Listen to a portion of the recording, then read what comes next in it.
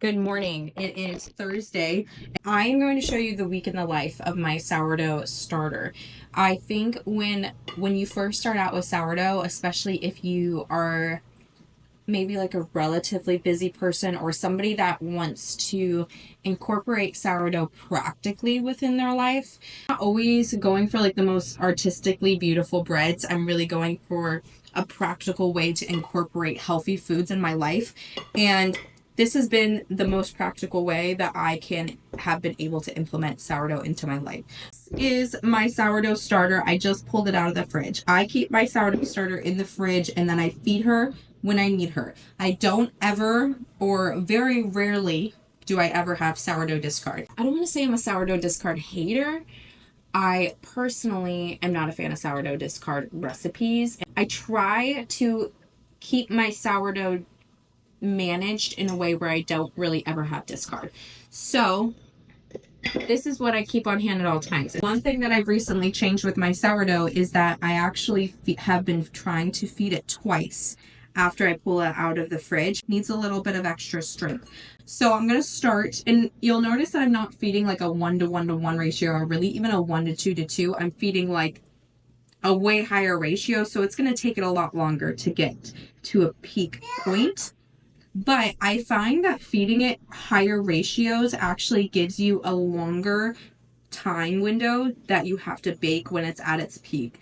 So if you're just feeding a 1 to 1 to 1, it's going to peak and it's going to deflate really quickly. But if you're feeding larger ratios, even though it's going to take a lot longer to get to its peak, it's going to stay at its peak for a lot longer. Essentially, what I'm doing is just making a levain. It's kind of like my mother, and I pull from her, and I make little sourdough babies every time I want to make sourdough. And the mother, I will feed her. I'll pull her out once a week, and I give her like a good feeding. Since I haven't fed her yet this week, I'm going to go ahead and feed her. I'm going to set my mother to the side.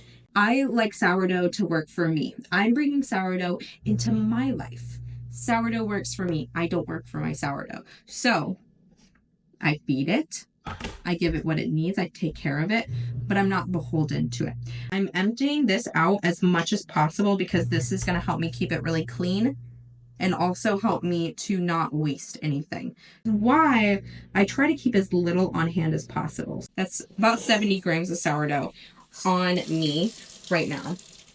And tomorrow I'm making sourdough English muffins, and I am making like a round loaf, and then I also need to make 2 sandwich loaves. So I'm going to need probably about 500 grams of sourdough. If you've ever heard of like a dry sourdough starter, this is kind of the same concept.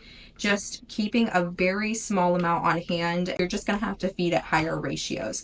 The downside to this is you're never going to really get that Instagram worthy, super active looking giant jar of starter.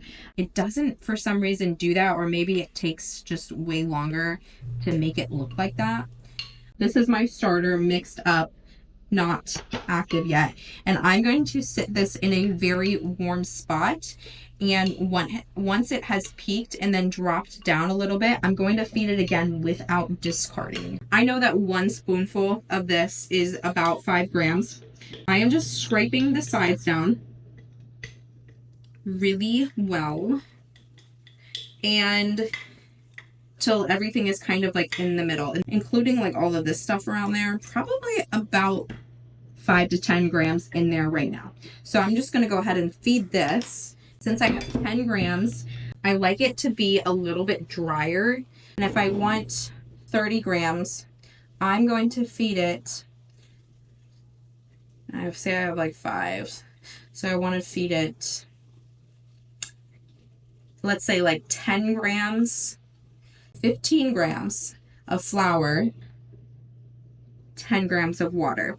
So that's 5, 10, I've got 8 in there right now.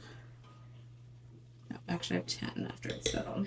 Let's see, 14. Yeah, this is like exactly, this little spoonful is like an exact like 5 gram little situation. 15 grams in there right now. I'm gonna get my water right here. I'm going to Feed it 10 grams of water. Just do a little mix with everything you have in. So trying to like scrape down the sides, trying to really like scrape down the sides, get every little bit of leftover starter. I think I'm gonna actually add a little bit more flour. Maybe half a scoop of flour in there. You want it to be, I want it to be relatively dry, like to the point where I could handle it with my fingers. Just getting it scraped down, consuming as much of that sourdough that's on the walls as possible until you can actually touch it with your fingers. So I am kind of kneading my little, sourdough ball, and you can measure this to see how much you have. I'm actually gonna add a little bit more flour to it. And so you're kind of making like a little dough loaf with no salt. Because what is your sourdough? What is your bread when you're making sourdough? More water than it does flour. So I'm just kind of kneading it until it's fully incorporated, until it's not super sticky anymore. And I'm just adding flour until it's to that point. And the thing is that's cool is you can pull this out and you can weigh it, and then you know exactly how much starter you have on hand. Okay, so this is my sourdough starter. Just this little dough ball right here. My little dough ball into this, and I just want to weigh it. So I have 27 grams. That's pretty perfect. And now I'm going to wash out my original jar. We are doing a voiceover because my daughter is asleep in the other room, so I'm just gonna talk to you guys while I film. I am feeding, this is my second feeding for my Levain. So I think, I have to remember because this was a couple days ago, I think I did 150 grams of flour and 150 grams of water again. Mix it up again, and after mixing it, it took another 8 or so hours to get to its full fermented or like fully active point. I live in Michigan, which is pretty cold right now, so a couple of ways that I like to help my starter ferment a lot quicker, and I even do this with dough too.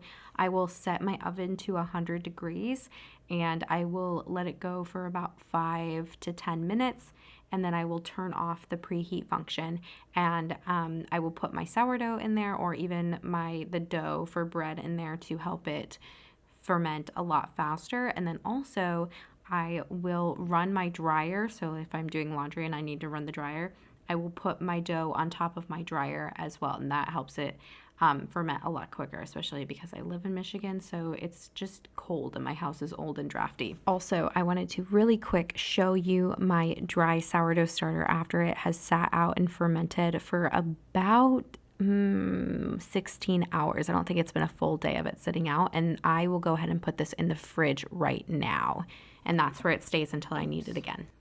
As you can see, this is probably a 6 hours. This did not take very long for it to double in size. As you can see, my daughter is always very interested in the sourdough starter. I have to keep telling her to not touch it or try to put it in her mouth.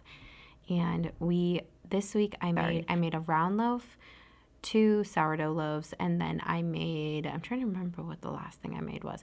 I made pizza dough this week, and I made a huge batch of English muffins. This is a heavy sourdough week for me. I don't do that usually, so because I make so much and I keep it in the freezer. Saturday, and it's a bread day. Loaf down there that is cold proofing. I'll probably bake it in a couple hours. And then I have 2 sandwich loaves that are shaped and ready to go after they've gotten a little bit bigger. This is one. That is gonna be cinnamon raisin swirl. And then this is just a regular loaf. I'm gonna throw this back in the fridge to cold proof because it'll be a while before I use it. And then this is the English muffins. So I have to start working on those right now because this has been sitting out for a while and it's starting to get kind of big and I don't want it to overproof. It for my sourdough starter for the week. Like that was gonna be it for sourdough. But I wanted to make Neapolitan pizzas, and I was just going to use regular yeast. But then I thought, why not just try to do sourdough? Like, what's gonna make it, like, what's the difference? So I'm gonna feed what I have here. So I'm gonna feed that. I'm gonna take 17 grams, do a 1:1:2 ratio. And so take 17 grams of what I have left over from my levain, make a new levain using the exact measurements that I need, and then feed that. So I have that ready so I can start the dough tomorrow because it needs to ferment for a long time. I realized my video is basically done, but I didn't really film an outro. So this video is more focused on how I incorporate the sourdough into my life every day and into my home. And I feel like I did that with this. Yeah, I don't bake every day. I usually bake once. I'll do a big bake once every other week. Everything turned out really good this week except for the pizza. I really wanted to do a Neapolitan style pizza because I watched this really cool video of a guy that owned a pizza restaurant in New York, and oh my gosh, these pizzas look so good. I didn't know that you really need a specific like pizza oven for Neapolitan pizza because your home oven is not going to get hot enough. Turned out okay. They were delicious, but they didn't have the look that a Neapolitan pizza has because I just didn't have a pizza oven that could get hot enough. They were still amazing. So aside from that, everything else turned out great. But if you have any sourdough questions, I would love to continue to do more sourdough videos. I do love making bread. I love baking, any kind of making anything at home from scratch. And yeah, maybe I'll do a more in-depth video on feeding my starter specifically because I know I didn't really go too in-depth on that. I just kind of showed you what I do. But if you have any questions, I can answer those in a following video where I just do my sourdough starter. If you want to see any future sourdough videos, please comment down below. And then also, if you would like to see more, make sure you're subscribing so you can stay up to date with all my content. And thank you so much for watching. I will see you in the next video.